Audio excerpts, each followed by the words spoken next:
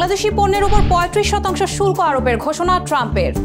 যুক্তরাষ্ট্রের সঙ্গে আলোচনার পর শুল্ক কমে আসবে আশা অর্থ উপদেষ্টার। এসএসসি ও সমমান পরীক্ষার ফলাফল ১০ জুলাই দুপুর ২টায় একযোগে প্রকাশ করা হবে।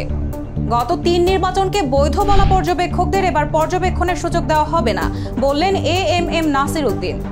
তারাই নির্বাচন পেছাতে চায় যারা সংস্কার পেছাচ্ছে বলেছেন হাসনাত আব্দুল্লাহ। ইসরায়েল আমাকে হত্যার চেষ্টা করেছিল, ইরানের প্রেসিডেন্ট মাসুদ পেজেশকিয়ানের দাবি।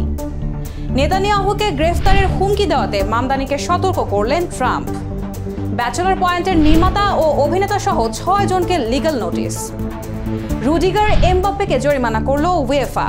বাংলাদেশের বিপক্ষে ৩ ম্যাচের টি-20 সিরিজ খেলতে আসছে পাকিস্তান দল, তবে সাথে নেই বাবর শাহিন।